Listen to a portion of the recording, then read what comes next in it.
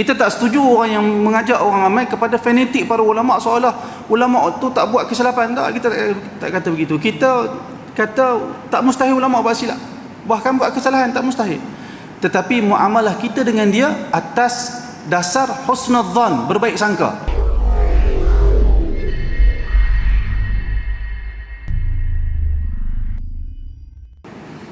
Allah telah menerangkan kepada kamu di antara perkara-perkara agama yang telah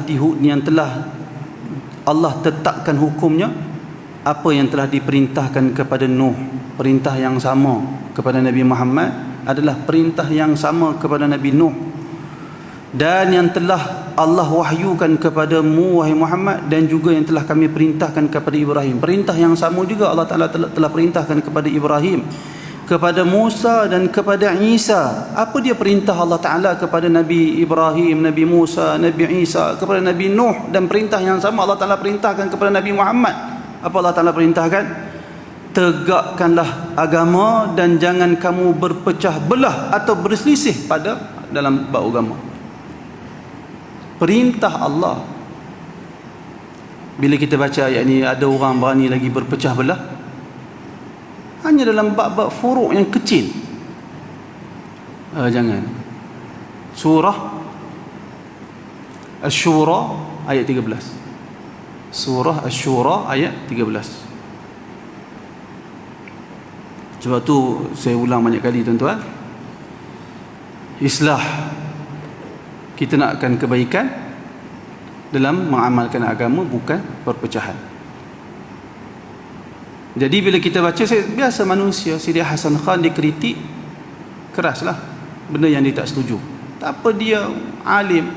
Kalau dia tersilap dalam bab tu pun banyak lagi kebaikan lain yang dia telah buat. Tapi kita, apa kebaikan yang kita buat? Kalau kita dah ambil kritikan sesama ulama ni untuk kritik orang yang berbeza dengan kita, apa kebaikan kita? Apa jasa kita? Tak takutkah kita di akhirat kelak Allah Ta'ala akan hisap kita perbalahan yang kita menjadi sebabnya?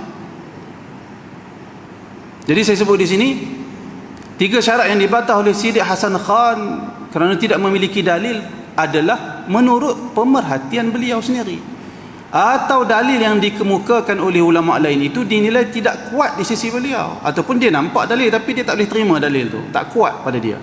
Atau barangkali juga alasan bagi syarat tersebut seperti ia amalan yang diwarisi daripada Imam Salaf dinilai sebagai tidak kukuh di sisi Sidi Hasan Khan. Kerana di sebahagian ulama ni ada perkara yang dalil tak ada, tetapi dia letak taklil, dia letak macam kita boleh kata dia berikan sebab kenapa disebut pandangan tu. Antaranya amalan disebut jarayanul amal, telah menjadi amalan turun-temurun.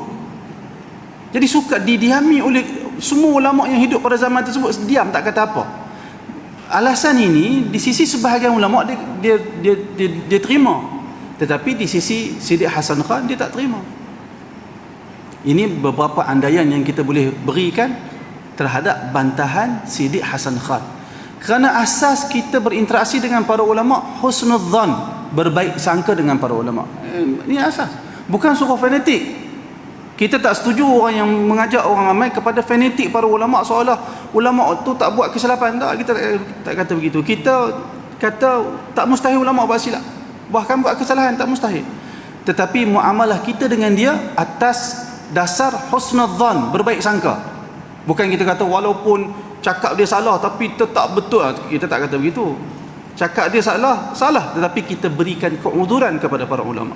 Barangkali ulama ni begini maksud dia, begini maksud dia. Itu muamalah kita dengan para ulama. Kenapa kita nak buat begitu? Kerana termasuk di dalam ajaran agama, bahkan kita beribadah dengan sayang kepada para ulama, sayang kepada orang soleh. Ibadah tak ibadah tuan-tuan? Ibadah. Kita disuruh berdoa kepada orang-orang yang soleh, orang yang baik. Kita mengharapkan pahala dengan kita berbaik sangka dengan para ulama. Kita menyebut perkara-perkara baik yang mereka lontarkan, kita mengharapkan pahala, bukan kosong. Ada ibadah, jadi ibadah dengan mencintai para ulama. Tapi jangan fanatik. Perbezaan kita dengan aliran sufi yang menyeleweng.